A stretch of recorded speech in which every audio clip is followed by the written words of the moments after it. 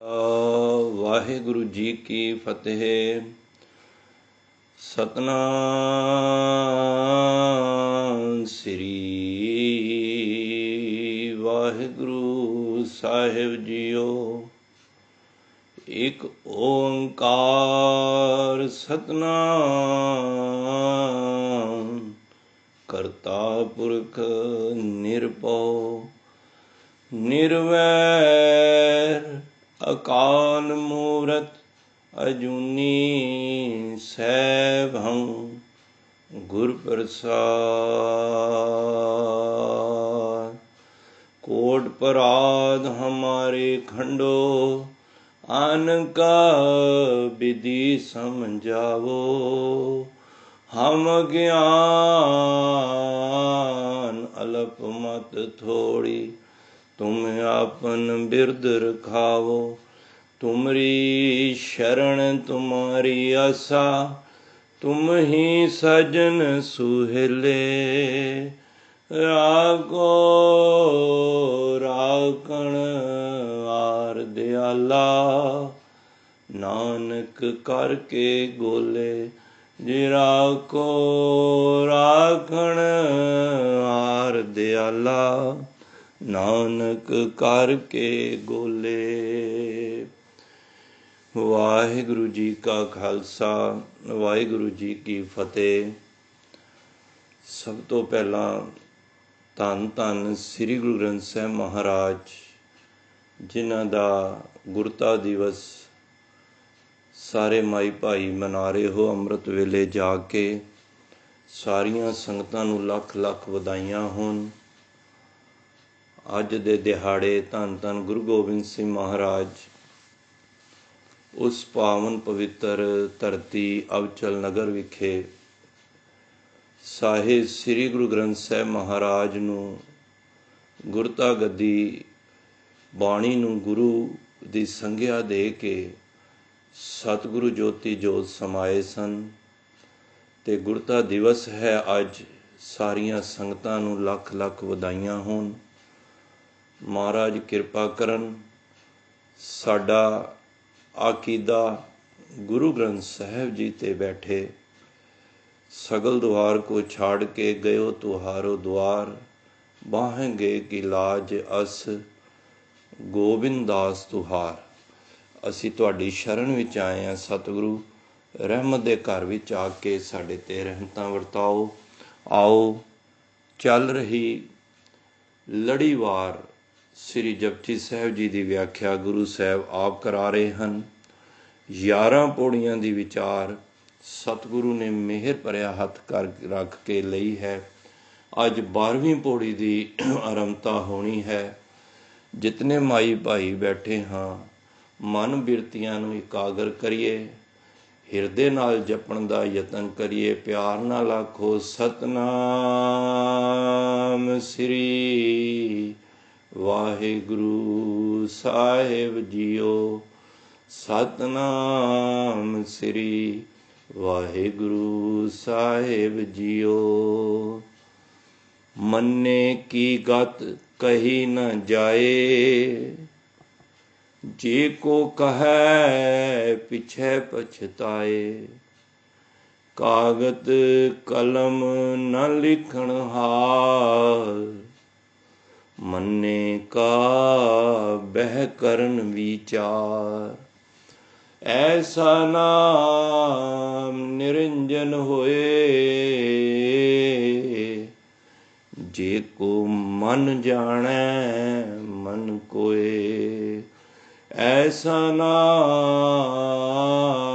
निरंजन होए जे को मन जाने मन कोए।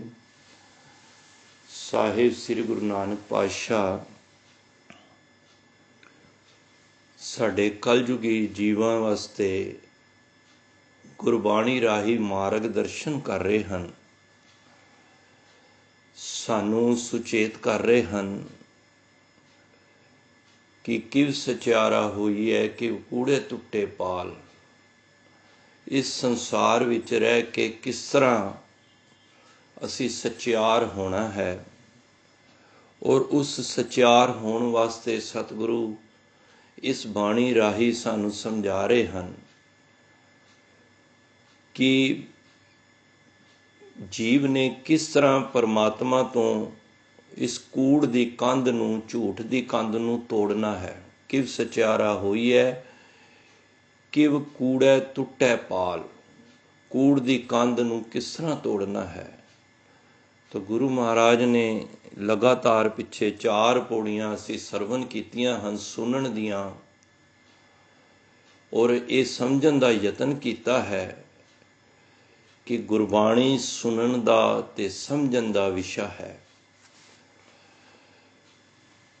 ਜਿਸ ਤਰ੍ਹਾਂ ਕੋਈ ਖਾਲੀ ਗੱਲ ਸੁਣੇ ਸਮਝੇ ਨਾ ਤੇ ਗੱਲ ਤਾਂ ਵੀ ਨਹੀਂ ਬੈਠਦੀ ਸਹੀ ਤਰ੍ਹਾਂ। ਗੱਲ ਸੁਣ ਕੇ ਸਮਝੀ ਜਾਵੇ ਫਿਰ ਗੱਲ ਅੱਗੇ ਚੱਲਦੀ ਹੈ। ਤਾਂ 4 ਪੌੜੀਆਂ ਵਿੱਚ ਗੁਰੂ ਨਾਨਕ ਪਾਤਸ਼ਾਹ ਨੇ 8ਵੀਂ 9ਵੀਂ 10ਵੀਂ ਤੇ 11ਵੀਂ ਸੁਣਨ ਦਾ ਮਹਾਤਮ ਦੱਸਿਆ ਹੈ ਕਿ ਜਿਹੜਾ ਮਨ ਕਰਕੇ ਸੁਣਦਾ ਹੈ, ਧਿਆਨ ਲਾਉਂਦਾ ਹੈ, ਉਹਦੇ ਉੱਤੇ ਪਰਮਾਤਮਾ ਫਿਰ ਬਖਸ਼ਿਸ਼ਾਂ ਕਰਦਾ ਹੈ। ਪਰ ਖਾਲੀ ਸੁਣ ਕੇ, ਧਿਆਨ ਨਾਲ ਸੁਣ ਕੇ ਵੀ ਗੱਲ ਨਹੀਂ ਬਣਨੀ। ਮਹਾਰਾਜ ਕਹਿੰਦੇ ਨੇ ਜਦ ਤੱਕ ਉਸ ਗੱਲ ਨੂੰ ਮੰਨਿਆ ਨਾ ਜਾਵੇ, ਭਾਵ ਕਿ ਉਸ ਨੂੰ ਇੰਪਲੀਮੈਂਟ ਨਾ ਕੀਤਾ ਜਾਵੇ। ਪਾਤਸ਼ਾਹ ਕਹਿੰਦੇ ਹਨ ਮੰਨੇ ਕੀ ਗਤ ਕਹੀ ਨਾ ਜਾਏ। ਦੇਖੋ 4 ਪੌੜੀਆਂ ਨੇ ਮੰਨਣ ਦੀਆਂ, ਅਖੀਰ ਦੀਆਂ ਤੁਕਾਂ ਸਭ ਦੀਆਂ ਸੇਮ ਨੇ, ਪਰ ਇਹਦੇ ਵਿੱਚ ਇੱਕ ਗੱਲ ਧਿਆਨ ਦੇਣੀ, ਪੜ੍ਹਨ ਵਕਤ, ਉਚਾਰਨ ਵਕਤ ਧਿਆਨ ਦੇਣਾ ਹੈ। ਜਿਹੜੀ ਪਹਿਲੀ ਪੌੜੀ ਮੰਨੇ ਦੀ ਆਏਗੀ ਉੱਥੇ ਇੱਕ ਲਾ ਲੱਗੀ ਹੈ, ਲਾਵਾਂ ਮੰਨੇ, ਤੇ ਅਗਲੀਆਂ ਸਾਰੀਆਂ 3 ਪੌੜੀਆਂ ਤੇ ਮੰਨੈ ਲਿਖਿਆ ਹੈ, ਭਾਵ ਦੁਲਾਵਾਂ ਨੇ।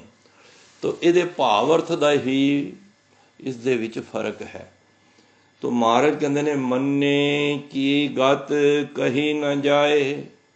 ਕਿਸ ਗੱਲ ਨੂੰ ਕਹਿ ਰਹੇ ਨੇ? ਜਿਹੜੀਆਂ ਅਸੀਂ ਪਿੱਛੇ ਗੁਰਬਾਣੀ ਸਰਵਣ ਕਰ ਆਏ ਹਾਂ ਕਿ ਬਾਣੀ ਪੜ੍ਹਨ ਤੇ ਧਿਆਨ ਨਾਲ ਸੁਣਨ ਕਰਕੇ ਉਹ ਫਿਰ ਮੰਨ ਲਵੇ। ਮੰਨੇ ਤੋਂ ਭਾਵ ਜੇ ਕੋਈ ਗੱਲ ਮੰਨ ਲਵੇ ਜਾਂ ਜਿਸ ਨੇ ਮੰਨ ਲਈ ਹੈ, ਇਸ ਤਰ੍ਹਾਂ ਕਹਿ ਲਓ, ਜਿਸ ਨੇ ਪਰਮਾਤਮਾ ਦੀ ਇਹ ਗੱਲ ਨੂੰ ਸੁਣ ਕੇ ਧਿਆਨ ਨਾਲ ਮੰਨ ਲਿਆ ਹੈ। ਜਿਸ ਤਰ੍ਹਾਂ ਉਦਾਹਰਨ ਦੇ ਤੌਰ ਤੇ ਕੋਈ ਦਿੱਲੀ ਤੋਂ ਅੰਮ੍ਰਿਤਸਰ ਜਾ ਰਿਹਾ ਹੈ, ਉਹਨੇ ਸੁਣਿਆ ਕਿ ਦਰਬਾਰ ਸਾਹਿਬ ਜਾਓ, ਆਨੰਦ ਲਵੋ, ਤੇ ਉਹਨੇ ਸੁਣ ਕੇ ਧਿਆਨ ਨਾਲ ਉਹ ਟ੍ਰੇਨ ਤੇ ਬੈਠ ਕੇ ਤੇ ਹਰਿਮੰਦਰ ਸਾਹਿਬ ਪਹੁੰਚ ਗਿਆ, ਭਾਵ ਕਿ ਉਸਨੇ ਗੱਲ ਮੰਨ ਲਈ ਹੈ। ਇੱਕ ਉਹ ਨੇ ਜਿਹੜੇ ਚੱਲ ਪਏ ਨੇ, ਹਲੇ ਪਹੁੰਚੇ ਨਹੀਂ ਹੈ। ਜਿਹੜੇ ਚੱਲ ਪਏ ਨੇ ਉਹ ਪਹੁੰਚੇ ਨਹੀਂ ਹੈ, ਉਹ ਹਲੇ ਇਸ ਅਵਸਥਾ ਵਿੱਚ ਨਹੀਂ ਆਏ ਹਨ। ਤਾਂ ਮਹਾਰਾਜ ਕਹਿੰਦੇ ਨੇ ਜਿਹਨੇ ਸੁਣ ਕੇ ਧਿਆਨ ਨਾਲ ਗੱਲ ਨੂੰ ਮੰਨ ਲਿਆ ਵੇ, ਭਾਵ ਕਿ ਜਿਸ ਨੇ ਆਪਣੇ ਜੀਵਨ ਦੇ ਵਿੱਚ ਲਾਗੂ ਕਰ ਲਿਆ ਹੈ। ਦੇਖੋ ਸੁਣਨ ਦੀ ਗੱਲ ਤੇ ਬਹੁਤ ਹੈ। ਬਹੁਤ ਧਾਰਮਿਕ ਸਥਾਨਾਂ ਤੇ ਅਸੀਂ ਦੇਖਦੇ ਹਾਂ ਕਿ ਬਹੁਤ 3-3 4-4 ਘੰਟੇ 5-5 ਘੰਟੇ ਸਰੀਰ ਬੈਠੇ ਹੁੰਦੇ ਨੇ ਅੱਖਾਂ ਬੰਦ ਕਰਕੇ। ਉਹ ਸੁਣ ਜ਼ਰੂਰ ਰਹੇ ਨੇ, ਕਈ ਵਾਰੀ ਸਾਰਿਆਂ ਦਾ ਮੈਂ ਜ਼ਿਕਰ ਨਹੀਂ ਕਰ ਰਿਹਾ, ਪਰ ਸੁਣ ਕੇ ਧਿਆਨ ਨਾਲ ਸੁਣ ਰਹੇ ਨੇ, ਪਰ ਜੀਵਨ ਦੇ ਵਿੱਚ ਉਸ ਸੁਣਨ ਨੂੰ ਲਾਗੂ ਨਹੀਂ ਕਰ ਰਹੇ। ਜਿਸ ਤਰ੍ਹਾਂ ਬਾਬਾ ਜੀ ਦੀ ਬਾਣੀ ਕਹਿੰਦੀ ਹੈ, ਉਸਤ ਮਨ ਮੇ ਕਰ ਨਿਰੰਕਾਰ।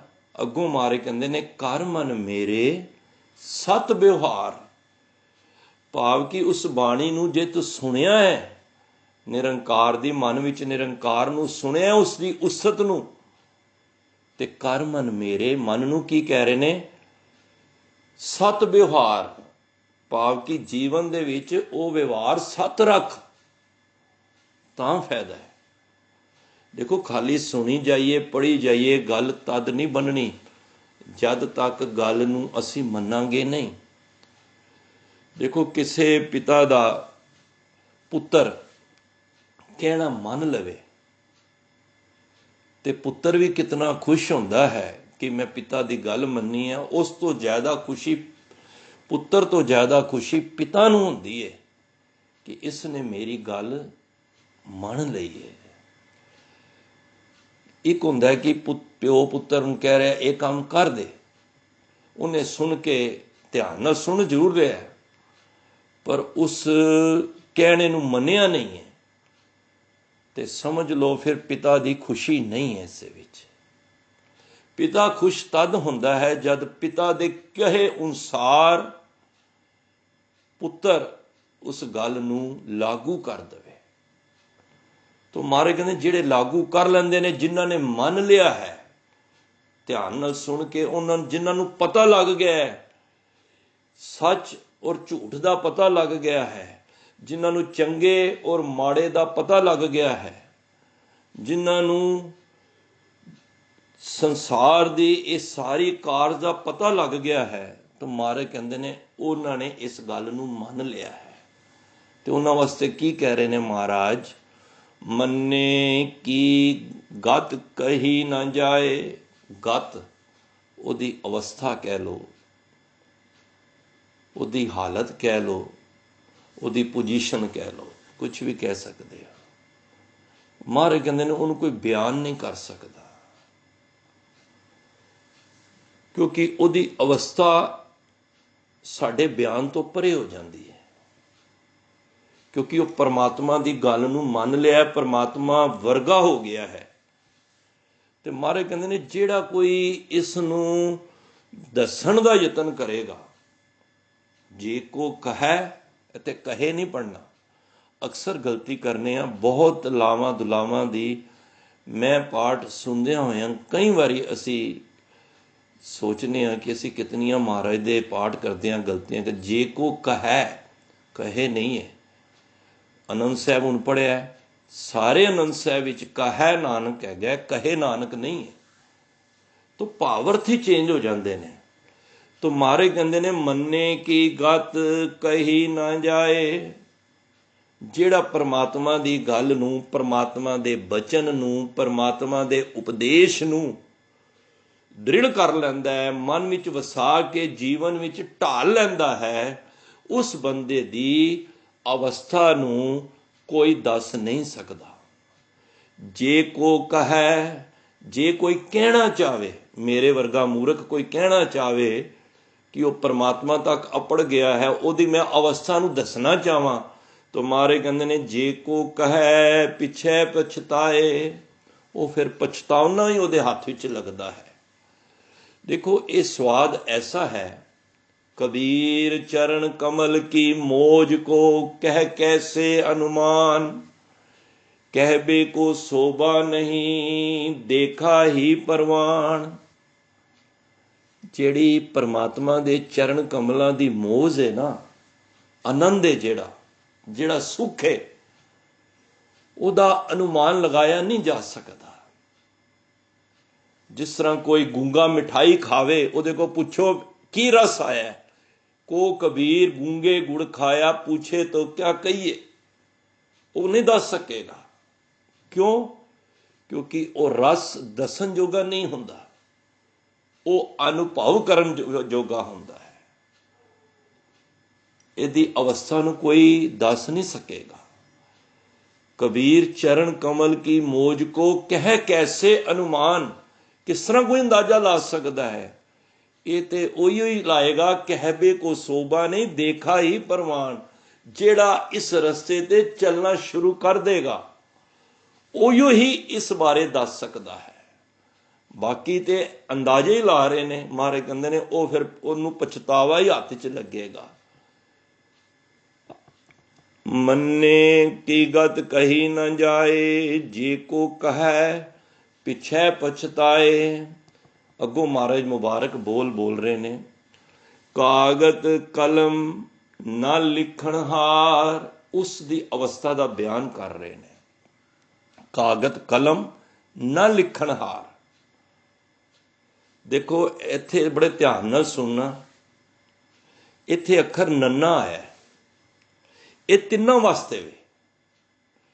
ਨਾ ਉਸ ਦਾ ਬਿਆਨ ਕੋਈ ਕਾਗਜ਼ ਐਸਾ ਹੈ, ਨਾ ਕੋਈ ਕਲਮ ਬਣੀ ਹੈ, ਤੇ ਨਾ ਕੋਈ ਲਿਖਣ ਵਾਲਾ। ਭਾਵ ਕਿ ਕੋਈ ਇਹ ਨਾ ਅੱਖਰ ਹੈ ਨਾ, ਤਿੰਨਾਂ ਵਾਸਤੇ ਯੂਜ਼ ਹੋ ਰਿਹਾ। ਇਹਨੂੰ ਕਹਿੰਦੇ ਨੇ ਪੰਜਾਬੀ ਵਿੱਚ ਜਿਹੜੇ ਵਿਆਕਰਨ ਜਾਣਦੇ ਨੇ ਉਹਨੂੰ ਕਹਿੰਦੇ ਨੇ ਡੇਲੀ ਦੀਪਕ। ਭਾਵ ਕਿ ਇਹ ਨੰਨਾ ਅੱਖਰ ਤਿੰਨਾਂ ਵਾਸਤੇ ਯੂਜ਼ ਹੋ ਰਿਹਾ। ਡੇਲੀ ਦੀਪਕ ਤੋਂ ਭਾਵ ਹੁੰਦਾ ਹੈ ਘਰ ਦੀ ਦਹਿਲੀਜ਼ ਤੇ ਧਿਆਨ ਦੇਣਾ, ਜਿਸ ਤਰ੍ਹਾਂ ਘਰ ਦੀ ਚੌਖਟ ਤੇ ਅਸੀਂ ਇੱਕ ਦੀਆ ਜਲਾ ਦਈਏ ਜਾਂ ਮੋਮਬੱਤੀ ਚਲਾ ਦਈਏ, ਮੈਂ ਕੋਈ ਦੀਵੇ ਨਾਲ ਜੋੜਨ ਦੀ ਗੱਲ ਨਹੀਂ ਕਰ ਰਿਹਾ, ਕੋਈ ਲਾਈਟ ਜਲਾ ਲਈਏ, ਉਹ ਲਾਈਟ ਕੀ ਹੈ, ਘਰ ਦੇ ਬਾਹਰ ਵੀ ਰੋਸ਼ਨੀ ਕਰ ਰਹੀ ਹੈ, ਘਰ ਦੇ ਅੰਦਰ ਵੀ ਰੋਸ਼ਨੀ ਕਰ ਰਹੀ ਹੈ। ਉਹਨੂੰ ਕਹਿੰਦੇ ਨੇ ਡੇਲੀ ਦੀਪਕ। ਭਾਵ ਕਿ ਉਹਨੂੰ ਦੀਪਕ ਨੂੰ ਅਸੀਂ ਅਗਰ ਵਿੱਚ ਚਲਾ ਦਈਏ, ਉਹ ਦੋਨੋਂ ਤਰਫ ਉਹਦੀ ਚਾਨਣਾ ਹੋ ਰਿਹਾ ਹੈ, ਉਹਨੂੰ ਕਹਿੰਦੇ ਡੇਲੀ ਦੀਪਕ। ਤੇ ਮਹਾਰਾਜ ਇੱਥੇ ਕਹਿ ਰਹੇ ਨੇ ਕਾਗਤ ਕਲਮ ਨਾ ਲਿਖਣ ਹਾਰ। ਇਹ ਜਿਹੜਾ ਨੰਨਾ ਅੱਖਰ ਹੈ ਨਾ, ਇਹ ਕਾਗਤ ਵਾਸਤੇ ਵੀ ਯੂਜ਼ ਕੀਤਾ ਹੈ, ਲਿਖਣ ਵਾਲੇ ਵਾਸਤੇ ਵੀ ਤੇ ਕਲਮ ਵਾਸਤੇ ਵੀ ਕੀਤਾ ਹੈ। ਮਹਾਰਾਜ ਕਹਿੰਦੇ ਨੇ ਕੋਈ ਐਸੀ ਕਾਗਜ਼ ਨਹੀਂ ਬਣਿਆ, ਕੋਈ ਕਲਮ ਨਹੀਂ ਬਣੀ, ਕੋਈ ਲਿਖਣ ਵਾਲਾ ਸਮਰੱਥਾ ਨਹੀਂ ਹੈ ਕਿ ਉਸ ਪਰਮਾਤਮਾ ਦੀ ਜਿਹੜਾ ਉਸ ਅਵਸਥਾ ਤੇ ਪਹੁੰਚ ਗਿਆ ਹੈ, ਜਿਨਨੇ ਪਰਮਾਤਮਾ ਦੀ ਗੱਲ ਨੂੰ ਮੰਨ ਲਿਆ ਹੈ, ਉਹ ਕਾਗਜ਼ ਰਾਹੀਂ ਕੋਈ ਲਿਖ ਕੇ ਉਹਨੂੰ ਦੱਸ ਸਕੇ। ਕਿਉਂ? ਕਿਉਂਕਿ ਪਰਮਾਤਮਾ ਦਾ ਜਨ ਦੋਨੋਂ ਹੁਣ ਇੱਕ ਹੋ ਗਏ। ਹਰ ਜਨ ਗੁਰੂ ਗੋਬਿੰਦ ਸਿੰਘ ਮਹਾਰਾਜ ਦੁਈ ਏਕ ਹੈ, ਬਿਬ ਵਿਚਾਰ ਕਿਛ ਨਾ ਹੈ, ਜਲ ਤੇ ਉਪਜ ਤਰੰਗ ਚੋਂ ਜਲ ਹੀ ਬਿਠੇ ਸਮਾਏ। ਉਹ ਜਲ ਵਾਲਾ ਜਲ ਦੇ ਵਿੱਚ ਹੀ ਸਮਾ ਗਿਆ। ਹੁਣ ਅਭੇਦ ਹੋ ਗਏ ਹਨ। ਅਬ ਤੋਂ ਜਾਏ ਚੜੇ ਸਿੰਘਾਸਨ, ਮਿਲੇ ਹੈ ਸਾਰੰਗ ਪਾਣੀ, ਰਾਮ ਕਬੀਰਾ ਏਕ ਭਏ ਹੈ, ਕੋਏ ਨਾ ਸਕੇ ਪਛਾਣੀ। ਹੁਣ ਕਬੀਰ ਕਹਿੰਦਾ ਮੇਰੇ ਵਿੱਚੋਂ ਰੱਬ ਵਿੱਚੋਂ ਕੋਈ ਫਰਕ ਹੀ ਨਹੀਂ ਰਿਹਾ, ਕਿਉਂਕਿ ਰੱਬ ਦੀ ਹਰ ਇੱਕ ਗੱਲ ਮੈਂ ਮੰਨ ਲਈ ਹੈ। ਅਸੀਂ ਕਿਉਂ ਦੁਖੀ ਹੁੰਦੇ ਹਾਂ? ਅਸੀਂ ਰੱਬ ਦੀਆਂ ਗੱਲਾਂ ਨਹੀਂ ਮੰਨਦੇ, ਰੱਬ ਦੀ ਮਰਿਆਦਾ ਨੂੰ ਨਹੀਂ ਅਡਾਪਟ ਕਰਦੇ, ਤਾਂ ਹੀ ਦੁੱਖ ਆਉਂਦੇ ਨੇ, ਤਾਂ ਹੀ ਖੇੜਾ ਨਹੀਂ ਰਹਿੰਦਾ। ਜੇ ਅਸੀਂ ਮੰਨ ਲਈਏ, ਦੇਖੋ ਰੱਬ ਦੀ ਉਸਤਤ ਕੋਈ ਲਿਖ ਨਹੀਂ ਸਕਦਾ, ਇਸੇ ਤਰ੍ਹਾਂ ਰੱਬ ਦੇ ਪਿਆਰੇ ਦੀ ਵੀ ਕੋਈ ਉਸਤਤ ਨਹੀਂ ਕਰ ਸਕਦਾ। ਜੋ ਹਰ ਦਾਸਨ ਕੀ ਉਸਤਤ, ਸਾ ਹਰ ਕੀ ਵਡਿਆਈ, ਹਰ ਆਪਣੀ ਵਡਿਆਈ ਭਾਵਦੀ, ਜਨ ਕਾ ਜੈਕਾਰ ਕਰਾਈ। ਕਿਤਨੇ ਪਿਆਰੇ ਔਰ ਕੀਮਤੀ ਬੋਲ ਨੇ ਗੁਰੂ ਗ੍ਰੰਥ ਸਾਹਿਬ ਦੇ। ਜੋ ਹਰ ਦਾਸਨ ਕੀ ਉਸਤਤ, ਜੋ ਹਰੀ ਦੇ ਦਾਸਾਂ ਦੀ ਉਸਤਤ ਕਰਦਾ ਹੈ ਨਾ, ਤੁਹਾਡੇ ਵਰਗੇ ਨਾਮ ਜਪਣ ਵਾਲਿਆਂ ਦੀ, ਮਹਾਰਾਜ ਕਹਿੰਦੇ ਨੇ ਸਾ ਹਰ ਕੀ ਵਡਿਆਈ, ਉਹ ਹਰੀ ਦੀ ਵਡਿਆਈ ਹੈ। ਜੇ ਕਿਸੇ ਕੋਈ ਦਾਸ ਦੀ, ਕਿਸੇ ਨਾਮ ਜਪਣ ਵਾਲੇ ਦੀ ਕੋਈ ਉਸਤਤ ਕਰ ਰਿਹਾ ਨਾ, ਸਮਝੋਗੇ ਉਹ ਹਰੀ ਦੀ ਵਡਿਆਈ ਕਰ ਰਿਹਾ ਹੈ, ਕਿਉਂਕਿ ਹਰ ਜਨ ਦੁਈ ਏਕ ਹੈ। ਮਹਾਰਾਜ ਕਹਿੰਦੇ ਨੇ ਜੋ ਹਰ ਦਾਸਨ ਕੀ ਉਸਤਤ, ਸਾ ਹਰ ਕੀ ਵਡਿਆਈ, ਹਰ ਆਪਣੀ ਵਡਿਆਈ ਭਾਵਦੀ, ਜਨ ਕਾ ਜੈਕਾਰ ਕਰਾਈ। ਜਦੋਂ ਹਰੀ ਨੂੰ ਚੰਗਾ ਲੱਗਦਾ ਨਾ ਮੈਂ ਆਪਣੀ ਵਡਿਆਈ ਕਰਾਂ, ਤੇ ਉਸ ਵੇਲੇ ਹਰੀ ਕੀ ਕਰਦਾ ਹੈ? ਆਪਣੇ ਪਿਆਰੇ ਦਾ, ਸੇਵਕ ਦਾ, ਜਨ ਦੀ ਜੈਕਾਰ ਕਰਾ ਦਿੰਦਾ ਹੈ। ਇਸ ਕਰਕੇ ਉਹ ਪਰਮਾਤਮਾ ਦੇ ਨਾਲ ਇੱਕ ਮਿਕ ਹੋਏ ਨੂੰ ਇਤਨੀ ਵਡਿਆਈ ਮਿਲਦੀ ਹੈ।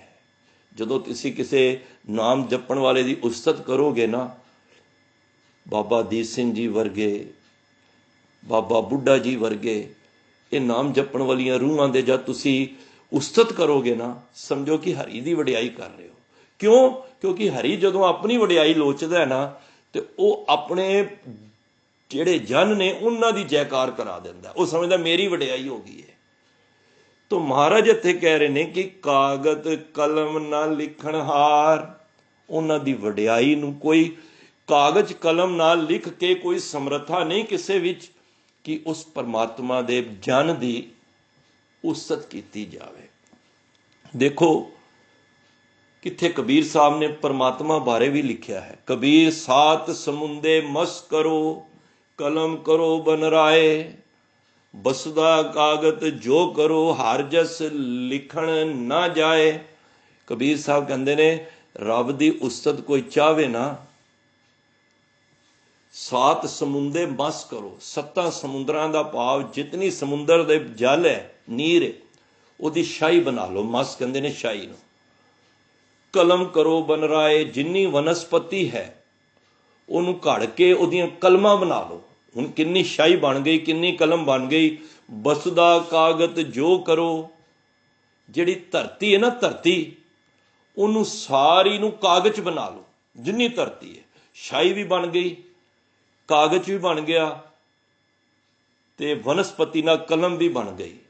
ਕਹਿੰਦੇ ਨੇ ਜੇ ਇਤਨਾ ਕੁਛ ਸਾਡੇ ਕੋਲ ਸਮਾਨ ਪਿਆ ਹੋਵੇ, ਹਰੀ ਦਾ ਜਸ ਲਿਖਣਾ ਚਾਹੀਏ ਨਾ, ਲਿਖ ਨਹੀਂ ਸਕਦਾ। ਹਰ ਜਸ ਲਿਖਣ ਨਾ ਜਾਏ। ਤੋ ਇਸੇ ਤਰ੍ਹਾਂ ਉਸ ਪ੍ਰਭੂ ਪਰਮਾਤਮਾ ਦੇ ਪਿਆਰਿਆਂ ਦੀ ਵੀ, ਕਿਉਂਕਿ ਉਹ ਵੀ ਇੱਕ ਮਿਕ ਹੋ ਗਏ ਨੇ। ਉਸ ਪਰਮਾਤਮਾ ਦੀ, ਰੱਬ ਦੇ ਜਿਹੜੇ ਗੁਣ ਸਨ ਨਾ, 7 ਗੁਣ ਸਨ। ਸਤਨਾਮ, ਕਰਤਾ ਪੁਰਖ, ਨਿਰਭਉ, ਨਿਰਵੈਰ, ਅਕਾਲ ਮੂਰਤ, ਅਜੂਨੀ, ਸੈਭੰ। ਉਸ ਜਨ ਨੇ ਆਪਣੇ ਹਿਰਦੇ ਦੇ ਵਿੱਚ ਉਹ ਸਾਰੇ ਗੁਣ ਵਸਾਲੇ। ਉਹ ਤੇ ਰੱਬ ਇੱਕ ਹੋ ਗਏ ਹਨ, ਹੁਣ ਕੋਈ ਫਰਕ ਨਹੀਂ ਹੈ। ਤੇ ਕੀ ਹੋਇਆ ਫਿਰ? ਜਿਸ ਤਰ੍ਹਾਂ ਪਰਮਾਤਮਾ ਦੀ ਉਸਤਤ ਕਿਸੇ ਕਾਗਜ਼ ਲਿਖੇ ਨਹੀਂ ਲਿਖੀ ਜਾ ਸਕਦੀ, ਇਸੇ ਤਰ੍ਹਾਂ ਰੱਬ ਦੇ ਪਿਆਰੇ ਦੀ ਵੀ ਕੋਈ ਚਾਹਵੇ ਉਸ ਦੇ ਹਰ ਜਸ, ਉਸ ਪਰਮਾਤਮਾ ਦੀ, ਉਸ ਜਨ ਦੀ ਵਡਿਆਈ ਲਿਖ ਸਕੇ, ਨਹੀਂ ਲਿਖ ਸਕਦੇ। ਮਹਾਰਾਜ ਕਹਿੰਦੇ ਨੇ ਕਾਗਜ਼ ਕਲਮ ਨਾ ਲਿਖਣ ਹਾਰ। ਹੁਣ ਨੰਨਾ ਅੱਖਰ ਅਸੀਂ ਸਮਝ ਲਿਆ ਕਿ ਇਹ ਤਿੰਨਾਂ ਵਾਸਤੇ ਯੂਜ਼ ਹੋ ਰਿਹਾ ਹੈ। ਮਹਾਰਾਜ ਨੇ ਇਹ ਨਹੀਂ ਲਿਖਿਆ ਕਿ ਕਾਗਜ਼ ਨਾ, ਕਲਮ ਨਾ, ਲਿਖਣ ਨਾ। ਮਹਾਰਾਜ ਨੇ ਨੰਨਾ ਵਿੱਚ ਲਗਾ ਦਿੱਤਾ, ਡੇਲੀ ਦੀਪਕ ਲਗਾ ਦਿੱਤਾ ਕਿ ਰੋਸ਼ਨੀ ਸਾਰਿਆਂ ਤਰਫ ਹੈ। ਇਹ ਨੰਨਾ ਤੁਸੀਂ ਸਾਰਿਆਂ ਵਾਸਤੇ ਯੂਜ਼ ਕਰ। ਬੜੀ ਗੁਰਬਾਣੀ ਵਿੱਚ ਅੱਖਰ ਆਉਂਦੇ ਨੇ ਜਿਹੜੇ ਪੂਰੀ ਪੰਕਤੀ ਨੂੰ ਤਿੰਨਾਂ ਵਾਸਤੇ ਯੂਜ਼ ਹੋ ਸਕਦਾ ਹੈ। ਤਾਂ ਮਹਾਰਾਜ ਨੇ ਸਿਮਟਰੀ ਬਣਾਉਣ ਵਾਸਤੇ ਵੀ ਇਸ ਸ਼ਬਦ ਦਾ ਯੂਜ਼ ਕੀਤਾ ਹੈ ਕਿ ਉਹ ਕੋਈ ਵੀ ਕਾਗਜ਼, ਕੋਈ ਵੀ ਕਲਮ, ਕੋਈ ਵੀ ਲਿਖਣ ਵਾਲਾ ਸਮਰੱਥਾ ਨਹੀਂ ਹੈ ਜਿਹੜਾ ਪਰਮਾਤਮਾ ਦੀ ਗੱਲ ਨੂੰ ਮੰਨ ਲਿਆ, ਇੰਪਲੀਮੈਂਟ ਕਰ ਲਿਆ, ਉਸ ਨੂੰ ਲਿਖ ਕੇ ਕੋਈ ਦੱਸ ਸਕੇ। ਤਾਂ ਮਹਾਰਾਜ ਕਹਿੰਦੇ ਨੇ ਮੰਨੇ ਕਾ ਬਹਿ ਕਰਨ ਵਿਚਾਰ। ਕਹਿੰਦੇ ਨੇ ਜਿੰਨੇ ਵੀ ਬੈਠ ਕੇ ਅਸੀਂ ਸਾਰੇ ਉਸ ਦੇ ਬਾਰੇ ਵਿਚਾਰ ਕਰ ਸਕਨੇ ਹਾਂ, ਅੰਦਾਜ਼ੇ ਲਗਾ ਸਕਨੇ ਹਾਂ ਕਿ ਉਹ ਪਰਮਾਤਮਾ, ਉਹ ਨਾਮ ਜਪਣ ਵਾਲਾ ਇਤਨਾ ਵੱਡਾ ਹੋਏਗਾ। ਪਰ ਸਿਰਫ ਅੰਦਾਜ਼ੇ ਵਿਚਾਰ ਹੀ ਕਰ ਸਕਨੇ ਹਾਂ। ਅਸੀਂ ਆਪੜ ਨਹੀਂ ਸਕਦੇ ਕਿ ਉਹ ਕਿਤਨੀ ਉਚਾਈ ਤੱਕ, ਕਿਸ ਤਰ੍ਹਾਂ ਰੱਬ ਨਾਲ ਭੇਦ ਹੋ ਗਿਆ ਹੈ। ਮੈਂ ਪਹਿਲਾਂ ਕਿਹਾ ਰੱਬ ਨੂੰ ਪਾਉਣ ਵਾਸਤੇ ਜਦੋਂ ਰੱਬ ਪਾ ਲੋਗੇ ਨਾ, ਰੱਬ ਦੀ ਪ੍ਰਾਪਤੀ ਹੋ ਜਾਏਗੀ। ਉਸ ਵੇਲੇ ਉਸ ਨੂੰ ਕੋਈ ਬਿਆਨ ਨਹੀਂ ਕਰ ਸਕਦਾ। ਕੋ ਕਬੀਰ ਗੂੰਗੇ ਗੁੜ ਖਾਇਆ, ਪੁੱਛੇ ਤਾਂ ਕਿਆ ਕਹੀਏ। ਉਸ ਵੇਲੇ ਕੋਈ ਨਹੀਂ ਦੱਸ ਸਕੇਗਾ। ਹਾਂ, ਉਹਨੂੰ ਅਨੁਭਵ ਅਸੀਂ ਆਪ ਕਰਨਾ ਪਵੇਗਾ। ਅਸੀਂ ਆਪ ਪਰਮਾਤਮਾ ਦੇ ਨਾਲ ਸਾਨੂੰ ਜੁੜਨਾ ਪਏਗਾ, ਫਿਰ ਸਾਨੂੰ ਉਸ ਦਾ ਗਿਆਨ ਹੋਏਗਾ। ਜੇ ਅਸੀਂ ਅੰਦਾਜ਼ੇ ਲਾਉਂਦੇ ਰਹੀਏ ਤੇ ਮਾਰੇ ਕਹਿੰਦੇ ਨੇ ਜੇ ਕੋ ਕਹਿ ਪਿੱਛੇ ਪਛਤਾਏ, ਉਹ ਫਿਰ ਕਹਿ ਕੇ ਸਮਝੋ ਕਿ ਪਛਤਾ ਰਿਹਾ ਹੈ। ਇਸ ਕਰਕੇ ਰੱਬ ਦੇ ਪਿਆਰਿਆਂ ਨੇ ਜਿਹੜੇ ਪਰਮਾਤਮਾ ਦੇ ਨਾਮ ਜਪ ਕੇ, ਸੁਣ ਕੇ, ਧਿਆਨ ਨਾਲ ਉਸ ਨੂੰ ਮੰਨ ਲਿਆ ਹੈ, ਉਹਦੀ ਅਵਸਥਾ ਦਾ ਅੱਜ ਜ਼ਿਕਰ ਗੁਰੂ ਸਾਹਿਬ ਕਰ ਰਹੇ ਹਨ। ਤੋ ਅਖੀਰ ਵਿੱਚ ਜਿਹੜੀਆਂ ਪੰਕਤੀਆਂ ਆਉਂਦੀਆਂ ਨੇ, ਇਹ ਚਾਰੋਂ ਹੀ ਪਦਾਂ ਦੇ ਵਿੱਚ ਇਹੀ ਮਹਾਰਾਜ ਨੇ, ਜਿਸ ਤਰ੍ਹਾਂ ਲਾਸਟ 'ਚ ਅਸੀਂ 4 ਪਦੇ ਪੜ੍ਹੇ ਸੀ ਨਾ, ਨਾਨਕ ਭਗਤਾਂ ਸਦਾ ਵਿਗਾਸ, ਸੁਣਿਆ ਦੂਖ ਪਾਪ ਕਾ ਨਾਸ। ਇੱਥੇ ਵੀ ਇਹੀ ਖਿਆਲ ਮਹਾਰਾਜ ਨੇ ਅਖੀਰ ਵਿੱਚ 4 ਪਦਿਆਂ ਦਾ ਸੇਮ ਦਿੱਤਾ ਹੈ। ਐਸਾ ਨਾਮ ਨਿਰੰਜਨ ਹੋਏ। ਇੱਥੇ ਨਰਿੰਜਨ ਨਹੀਂ ਪੜ੍ਹਨਾ, ਨੰਨੇ ਨੂੰ ਸਿਆਰੀ ਹੈ।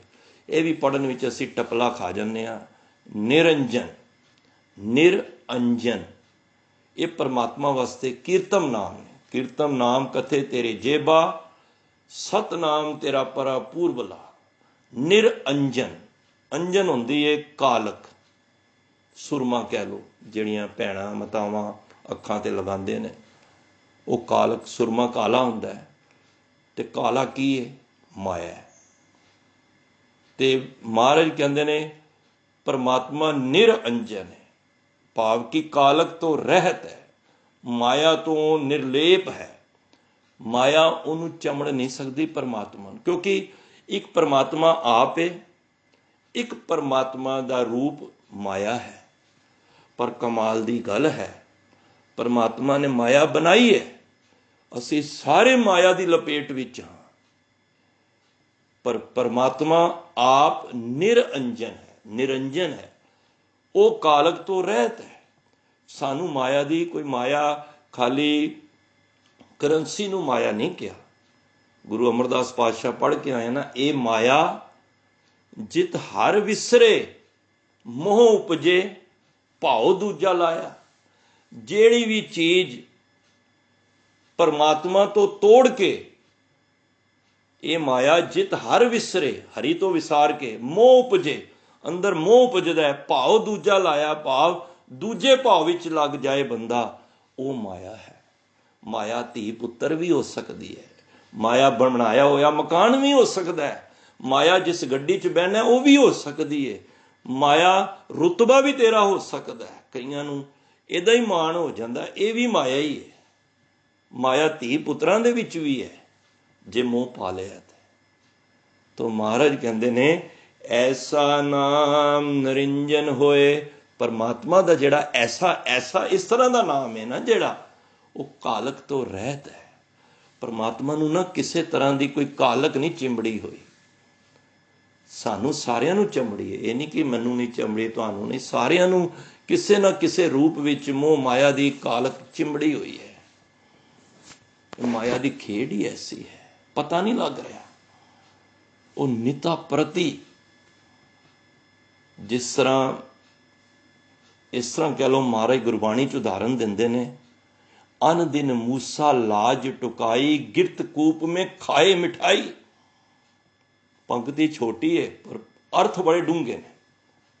अन दिन रात दिन, ये साडे वास्ते कलयुगी जीवां वास्ते महाराज मार्गदर्शन कर रहे हैं।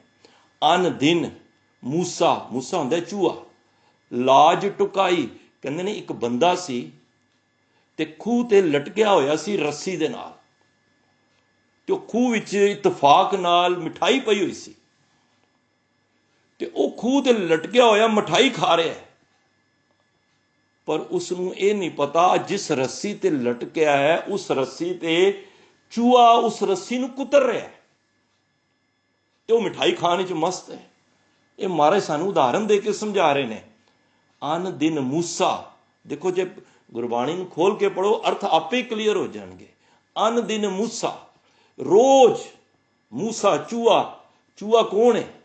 चूहा काल है, ते रस्सी साडा जीवन है, ते जिहड़ी मिठाई है वो सारी संसार है।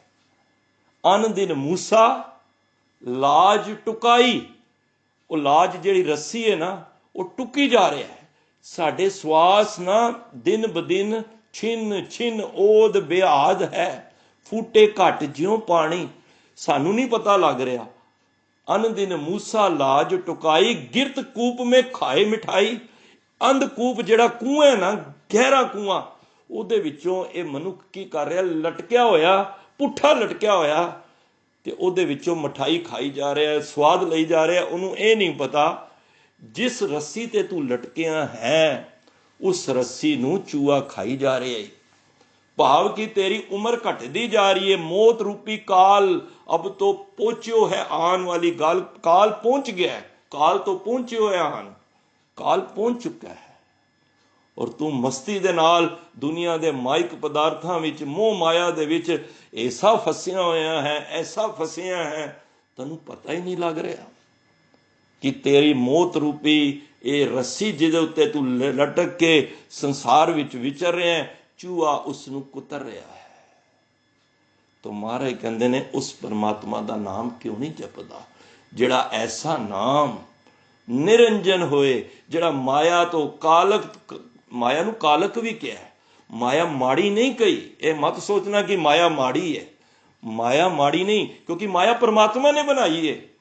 जे माया की वरतों करांगे माड़ी ते तां माड़ी है। माया दे लक्ष्य, हुण माया तो बिना तो देखो खेड ही नहीं है। ਅਸੀਂ ਗੱਲਬਾਤ ਕਰ ਰਹੇ ਹਾਂ, ਸਭ ਨੇ ਨੈਟ ਜਾਂ ਜੋ ਸਾਰੇ ਮਾਇਆ ਤੋਂ ਬਿਨਾਂ ਹੀ ਹੈ ਨਾ।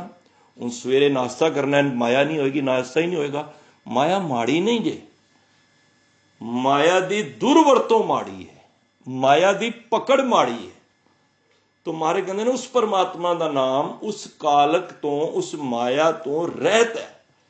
जे को मन जाने मन कोए, इत्थे देखो मन भारी करके पढ़ना है, मम्मे दे उत्ते टिप्पी है, नन्ने नूं सिहारी है। जे कोई भी मन लवे, जाने मन कोई, अगला मन ने उन्हें नन्ने ते सिहारी है, उहदा भाव मन विच या मन द्वारा।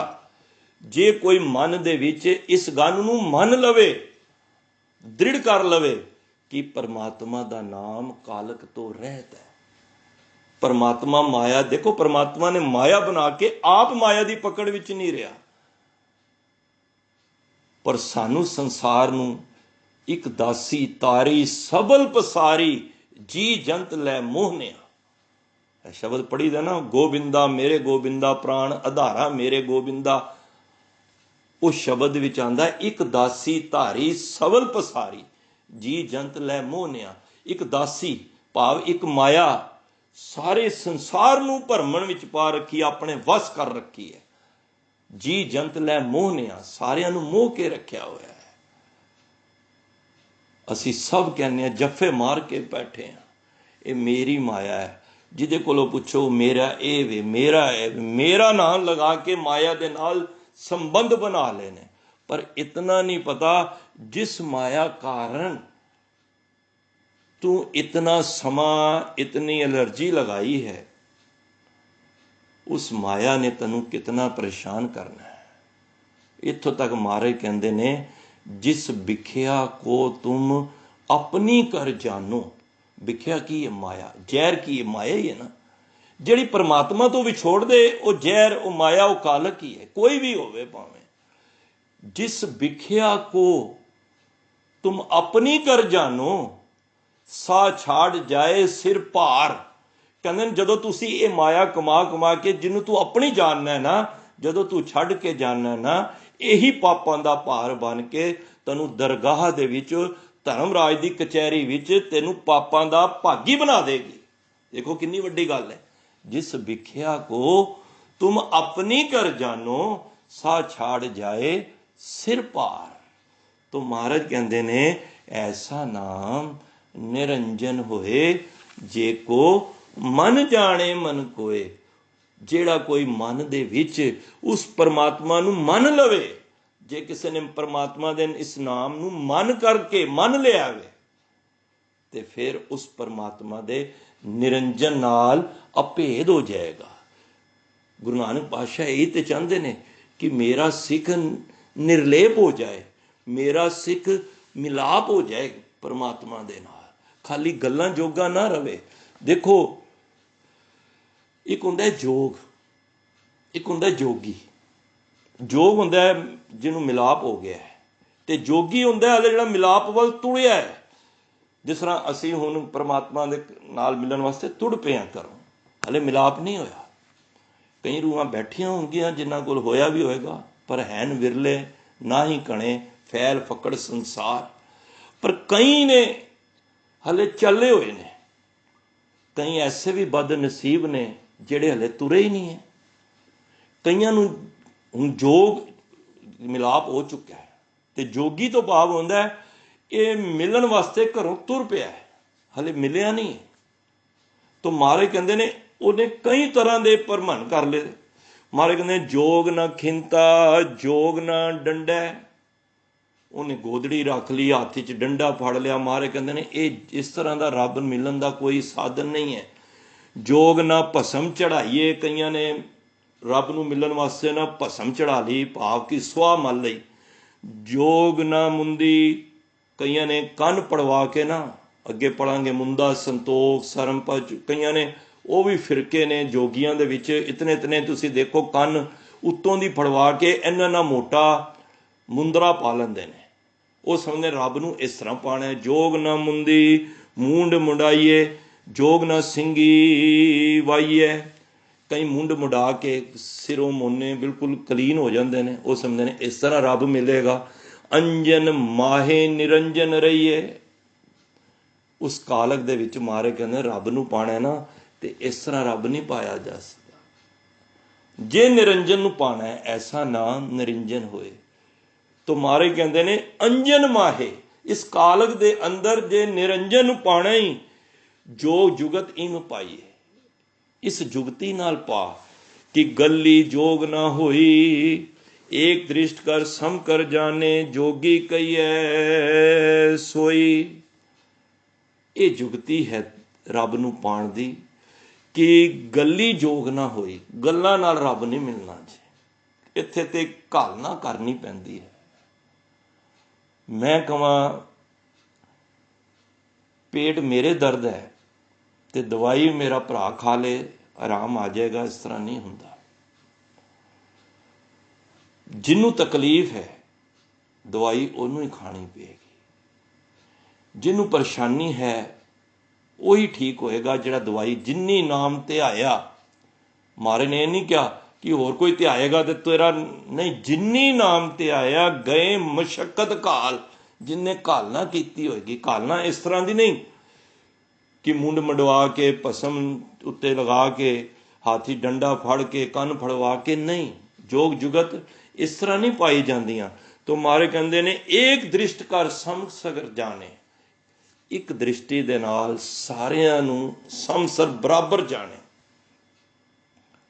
अपना बच्चा मोह है पर पड़ोसी दे बच्चे नूं असी नहीं समझते। जदों दृष्टि सम दृष्टि हो जाएगी ना तो उस वेले की होएगा, उस वेले पड़ोसी का भी बच्चा अपना ही नज़र आएगा, क्योंकि उहदे विच भी रब है।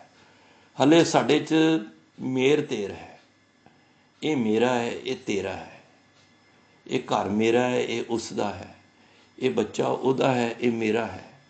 दृष्टि सम नहीं है। भाई कन्हैया जी की दृष्टि सम सी। सानू ते भरा दे विचों रब नहीं मिलिया, भाई कन्हैया जी ने दुश्मन दे विचों भी रब लभ लिया, क्योंकि दृष्टि सम सी। सब गोबिंद है गोबिंद, गोबिंद है गोबिंद बिन नहीं कोई। नज़र ही नहीं आ रहा परमात्मा तो इलावा, क्योंकि उन्हां दी दृष्टि सम हो गई है। महाराज ने कहा सी कि बुला के लियाओ फिर जे तुसी कह रहे हो। गुरु गोबिंद सिंह महाराज ने कहा सी, सिखां ने शिकायत की, महाराज तुसी सानू शस्त्र दिते तुरकां नूं मारन वास्ते ते इधर ये मशक लैके ते ਜਿਹੜਾ भी कोई फट्टड़ होया पिया उन्होंने पानी पिला के फिर उन्होंने सुरजीत कर दिंदा है। महाराज ने बुलाया तो उन्हें किथया महाराज तुहाडी शिकायत। महाराज कहंदे ने कर रहे ने ये सिख कि तुसी दुश्मनों नूं भी पानी पिलांदे हो। तो उस वेले फिर महाराज ने जब पूछया, कहंदा महाराज मैं किसी दुश्मन नूं पानी नहीं पिलाया, झूठ बोल रहे। कहंदे नहीं, दसिया कि मैं दुश्मनों नूं नहीं, मैं तो सब जगह तुहाडा ही रूप नज़र आउंदा है। इहनूं की कहंदे ने सम दृष्टि। सानू अपने भरा दे विचों, नूह नूं सस दे विचों, देर दराणी नूं जठानी विचों या जठानी नूं दराणी विचों रब नज़र नहीं आंदा।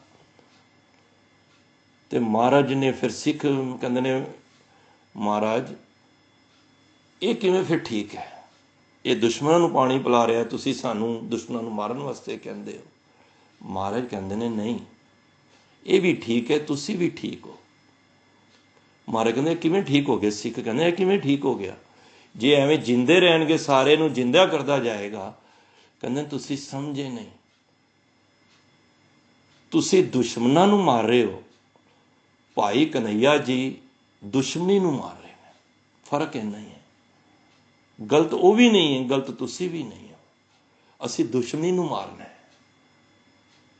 तो दुष्टि तां ही मारी जा सकती है जदों एक दृष्टकार समसर जाने, जदों एक दृष्टि नाल असी सारियां नूं इक्को जिहा वेखांगे, फिर सानू कोई छोटा वड्डा नजर नहीं आएगा। ये भी संसार तुम देखदे हर का रूप है, हर रूप नजरी आया, फिर उस वेले सानू संसार विचों रब नजर आएगा। तो महाराज इत्थे कह रहे ने ऐसा नाम, इस तरह का नाम है परमात्मा, निरंजन होए कालक तो रहत है, जिदे विच कोई कालक नहीं। निरंजन अंजन माहे निरंजन रहिए, वो फिर निरंजन हो जाता है। क्यों? क्योंकि उन्हें परमात्मा की इस गल नूं मान लिया कि ना को बैरी नहीं बेगाना। हुण परमात्मा दे वो जन इक्को जे हो गए ने। तो महाराज कहंदे ने किनू जे को मन जाने, मन नूं भारा करके, मने नूं टिप्पीए। जे मनन मन नूं इत्थे कहंदे ने जे को मन जाने मन कोए, मन दे विच जे कोई इस गल नूं मन लवे, पक्कियां कर लवे, इस परमात्मा दे नाम नूं जिहड़ा कालक तो रहत है, वो परमात्मा दे नेड़े हो जाएगा। तो महाराज बख्शिश करन, जिथे असीं सुनने हाँ ध्यान दे नाल, उत्थे किथे जीवन दे विच इंप्लीमेंट भी करिए, साडे जीवन दे विचों वो झलक नज़र आवे जिहड़ी महापुरखां दे विचों, नाम जपण वालियां दे विचों आउंदी सी। क्योंकि मैं पहला कहा, अखां बंद करनियां अच्छी गल है, पर उस गल नूं इंप्लीमेंट करना मैं इत्थों शुरू किया कि उस्तत मन में कार निरंकार, उस्तत मन दे विच करनी है। ठीक है, अखां बंद करके भी 2-2 4-4 घंटे बैठो, पर करना की है, जिहड़ी बेसिकली गल है, कर मन मेरे सत व्यवहार, तेरा व्यवहार कैसा है वो सत होना चाहिए। खाली जे अखां बंद कीतियां होण ते अखां ते फिर बगले भी बंद करते हैं, काव हो जो दो लोचन मूंद के बैठ रहे हो, बक ध्यान लगाए हो, पर अंदर उहदी बिरती की है कि डड्डी मच्छी कोई आवे तो मैं हजम कर जावां। ते जे असीं भी संगत विच बैठ के, घर बैठ के अखां बंद करके किसी दा बुरा सोची जा रहे हैं, किसी नूं वड्ढण दी सोच रहे हैं, किसी दा भैड़ करन दी सोच रहे हैं, उस अखां बंद करन दा की फायदा है। तो महाराज कहंदे ने उहदी जिहड़ी अंदर दी निंकार नूं जपना है ना, जिहड़ा वो की है, कर मन मेरे सत व्यवहार, निर्मल रसना अमृत पीओ। इस रसना तो जिथे वाहिगुरू बोलना है ना, उथे कोड़ा ना बोल। निर्मल रसना अमृत पीओ, सदा सुहेला कर ले जियो, नैनो भेक ठाकुर का रंग, साध संग बिनसे सब संग। करना की है, चरण चलो मार्ग गोबिंद, होएगा कि मिटे पाप, जपिए हर बिंद। कर हर कर्म, हत्थां दे नाल किहड़े कर्म का, सरवण हर कथा, कन्ना तो कथा सुन, हर दरगाह नानक उजल मथा। उस दरगाह दे विच तेरा मथा उजला हो जाएगा जे तू इस क्रिया दे नाल ऐसा नाम निरंजन होए, जे को मन जाने मन कोए। इस मन दे विच जे तू इस गल दी मनना कर लै, तेरे अंदर वो निरंजन आके समा जाएगा। क्योंकि रब और रब दे प्यारे दा अभेद हो गया है। हुण तो अब तो जाए चढ़े सिंहासन, मिले हैं सारंग पानी, राम कबीरा एक पए हैं कोई ना सके पछानी। कबीर साहब कहते हैं हुण तो फर्क ही नहीं है, कोई के राम केड़ा है तो कबीर केड़ा है, हर हर जन दो ही एक है। हुण दोनों एक हो गए ने, बिब विचार कछ ना है। गुर कृपा जे नर को कीनी, ते एह जुगत पछानी, नानक लीन भयो गोबिंद स्यों, जो पानी संग पानी। हुण भेद हो गए हैं। तो गुरु महाराज अज सानू यही समझा रहे हैं, जिथे ध्यान नाल सुनिया है उत्थे मनण दी भी गल ते आओ। जदों मन लवांगे उहदी फिर अवस्था नूं कोई दस नहीं सकदा, कोई कागज कलम कोई लिखण दी समर्था नहीं रख सकदा कि कितनी वो अवस्था दा मालक है। जिहड़ा कोई लिखेगा वो फिर पिछों पछताएगा। हाँ, उहदी बैठ के विचार कर सकने आ कि वो इत्थों तक अपड़ गया है, असी भी पहुँचण दा यतन करिए। ਉਹਦਾ नाम निरंजन है, असी भी निरंजन दे नाल अभेद होना है। असी कालक दे नाल लिबड़े हुए हाँ, पर जदों निरंजन नाल निरंजन दे गुण गावांगे, गुण गावत तेरी उतरस मैल, बिन सजाए होमें बिक फैल। साडी भी मैल उतर जाएगी। गुरु महाराज बख्शिश करन। भुल्लां बेअंत होईयां ने, उदास दियां ने, बचन गुरु दे हन। गुरु दा बचन सुन के सरवण करके हिरदे विच वसाओ, जीवन विच इंप्लीमेंट करो, ते उस तो बाद जिहड़ी वड्डी दात है गुरु दा शुकराना करो। यही आस लैके असी अगले हफ्ते फिर गुरु दी बख्शी दे सदके सांझ करांगे। भुल्लां चुकां दी खिमा। वाहिगुरु जी का खालसा, वाहिगुरु जी की फतेह।